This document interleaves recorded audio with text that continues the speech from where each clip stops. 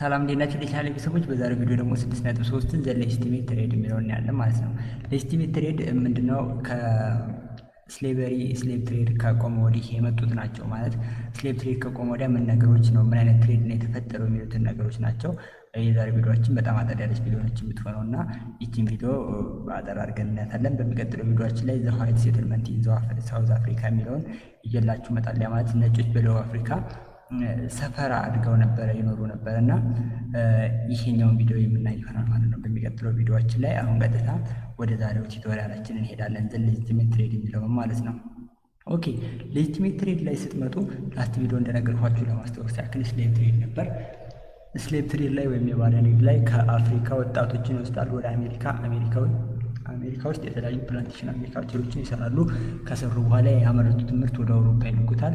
ከአውሮፓ ደግሞ ወደ አሜሪካ ያንን ስራውን መስሪያ የሚሆን እቃ ይወስዳል። እንደዚህ እያሉ ሲበዘብዙ ነበሩ እና አሜሪካንም እየጎዷት ነበር፣ አፍሪካንም እየጎዷቸው ነበር። መጀመሪያ አሜሪካ ዋር ኦፍ ኢንዲፔንደንስ አድርገን ዩኒት 9 ላይ እንማረዋለን። የአሜሪካ ዋር ኦፍ ኢንዲፔንደንስ ለነፃነታቸው ተዋግተው ከእንግሊዝ ነፃ ወጥተዋል ማለት ነው አሜሪካዎችም። መጨረሻ አፍሪካም ያው ቀስ በቀስ እያሉ ከቀይ ግዛት ነፃ ወጥታለች ማለት ነው እና እዚህ ደረጃ ደርሷል። እና ስሌቭ ትሬድ በ15ኛው እና 14ኛው ሴንቸሪ ጀምሮ እንደነበረ አይተን ነበር። በዛሬው ቪዲዮ ደግሞ ዘ ሌጂቲሜት ትሬድ የሚለውን እናያለን ማለት ነው። በምዕራብ አፍሪካ ዘ ስሌቭ ትሬድ ዲስፒዩት አፍሪካ ዴቨሎፕመንት ኤንድ ሎካል አግሪካልቸር ፕሮዳክሽን ምንድነው?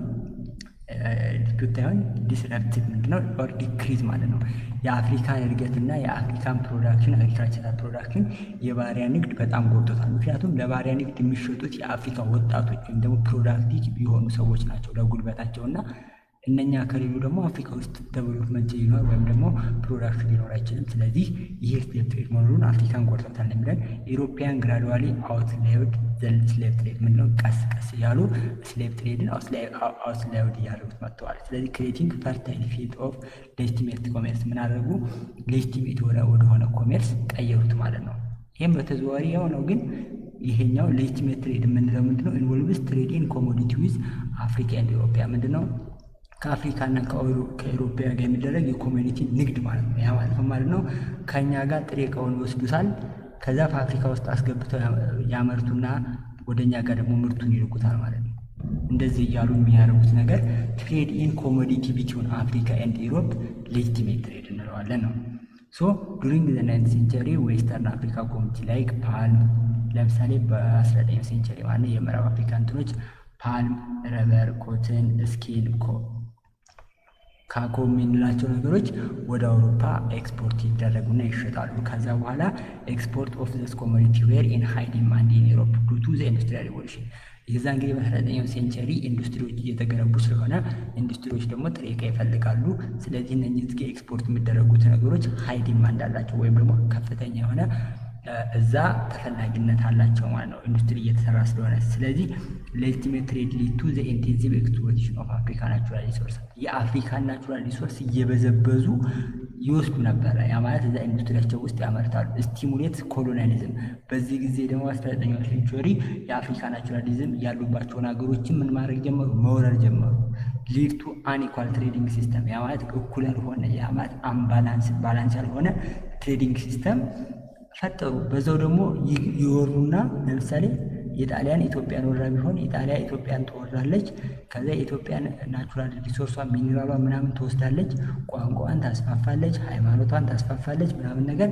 የእነሱ ደግሞ አብዛኞቹ ፖርቹጌዝ እና ክርስቲያን ምናምን ስለነበሩ እምነታቸውንም ካቶሊክ ያስፋፉብን ነበረ። ስለዚህ ለዛ ነው ሌጂቲሜት ትሬድ ያደረጉት በአፍሪካ እና በአውሮፓዎች መካከል ኢት ኢዝ ዘ ኤክስቼንጅ ኦፍ ኮሞዲቲ ይባላል። ሌጂቲሜት ትሬድ ምን ትባሉ ያ ነው ማለት ነው። ስለዚህ ከአፍሪካ ጥሬ ዕቃውን ወስዳሉ፣ በአፍሪካ ውስጥ አስገብተው አምጥተው ይሸጡልናል ማለት ነው። ስለዚህ እንደዛ የሚያደርጉት ስሌቭ ትሬድ ይባላል ማለት ነው። ሌጂቲሜት ትሬድ እንለዋለን ማለት ነው። ኦኬ ስለዚህ በዚህ በሌጂቲሜት ትሬድ ጊዜ በምዕራብ አፍሪካ የተደረገው ነገር ምንድነው? ኢምፓክቱ ምንድነው እና ኢፌክቱ ምንድነው ስንል አቦሊሽ ስሌቭ ትሬድ እንዲቆም አድርጓል። ፕሮሞቲንግ ፍሪ ትሬድ ምንድነው? ፍሪ የሆነ ትሬድ ማለት በፈቃደኝነት ላይ የተደረገ ትሬድ እንዲኖር ሆኗል ማለት ነው። ስለዚህ አፍሪካ ፕሮዲውስ ዘምሰልፍ ዋይል ፎሬን ትሬድ አፍሪካ ሪሶርስ ምንድነው? አፍሪካ እራሳቸው የሚያመርቱትን ነገሮች ለውጭ ይሸጣሉ። ለምሳሌ ሚኔራሉን ወርቅ ምናምን ያወጡና ኤክስፖርት ያደርጉታል። ወርቁን ደግሞ እነሱ ፋብሪካ ውስጥ አስገብተው የተለያየ ጌጣጌጥ አድርገው አምቶኛል የሸጡልና ማለት ነው። ሊድ ቱ ኢንቴንሲቭ ኤክስፕሎይቴሽን ኦፍ ናቹራል ሪሶርስ ላይክ ሚኒራሎቻችንን ኢንቴንሲቭሊ በከባዱ መዝምዘውናል ማለት ወስደውብናል ማለት ነው። ስለዚህ ስቲሙሌት ይሄ ደግሞ የአፍሪካ ኮሎናሊዝም ወይም ደግሞ ይሄ ቀኝ ግዛት እንዲስፋፋ አድርጓል ማለት ነው።